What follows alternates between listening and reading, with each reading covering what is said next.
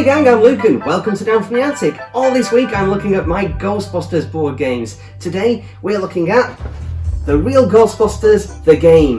Let's check this thing out. First off, box art and... I mean, it's good that they kept the felt tip in the lines. I'm sorry, but this looks cheap to me. Contents, well, let's see what we have here. The board is broken into 4 pieces that fit together jigsaw style, and I've got to address this now. I really despise when games do this. I hated it with Key to the Kingdom, and I hate it here. If one piece is warped, you'll be constantly fitting the board back together again.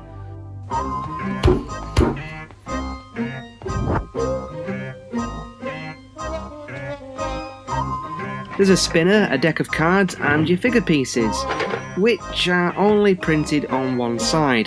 Come on, this is a game.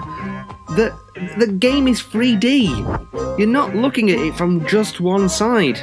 So far, not that impressive. Setup. Assemble the board and each player receives a trap, pack and neutrona wand card.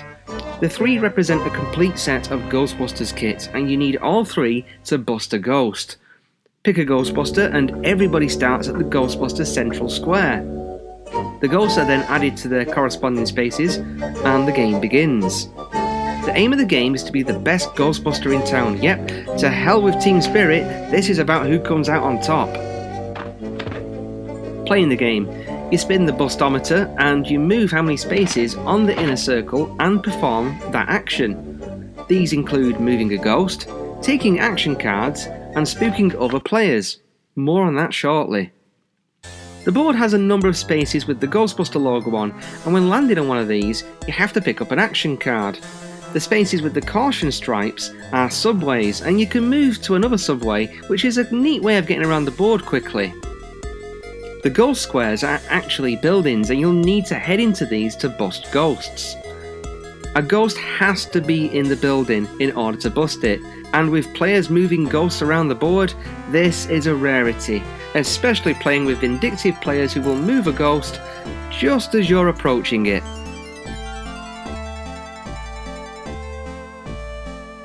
When you finally get a ghost in a building and you move on it, you're able to trap it. Remember, you'll need a pack, trap and thrower. You'll spin the bustometer and read out from the outer ring the power stream level. If the number is higher than the slime value for that ghost, printed on the side of the board, you can trap it and the ghost goes into your containment unit.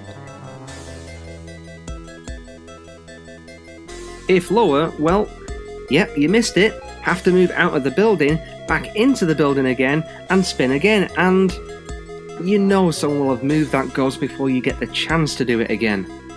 You can pick up action cards whilst on your travels, and these have a number of different ways to improve your game and ruin your opponents. Certain cards, such as the Ector one, allow you to move further, move ghosts around the board. Street Smarts allow you to trap a ghost out of a building. Ectoplasm knocks -1 off an opponent's power stream spin. A really mean move. And then there's Spook cards.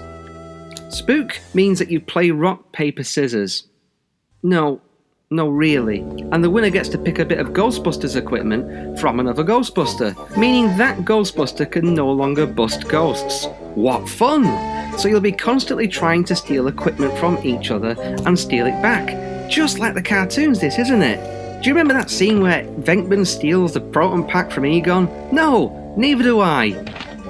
Once all the ghosts are captured, it's on to Puffy, and once he's trapped, it's a matter of counting up the points for the ghosts that you've snagged. The player with the most points wins the game. Final thoughts. I've got to admit, this is the game out of my Ghostbusters games collection that gets played the least.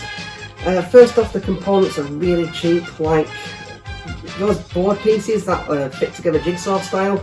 They're about the same thickness as the jigsaw piece, really thin and fibrous, and it's not good. The game itself is kind of dull, like you're just basically going around collecting.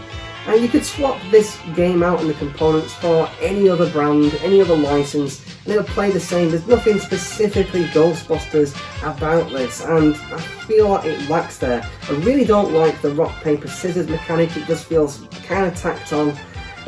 Yeah, it's not the best one, this one, but you can pick it up very, very cheap. If you want to add it to your collection, it might be worth doing so, but for me, this one sits at the back of the attic and rarely gets played. Well, stay tuned all this week. I'm going to be looking at more Ghostbusters games. As always, I'm Luke. Thanks again for watching, and I'll talk to you again soon.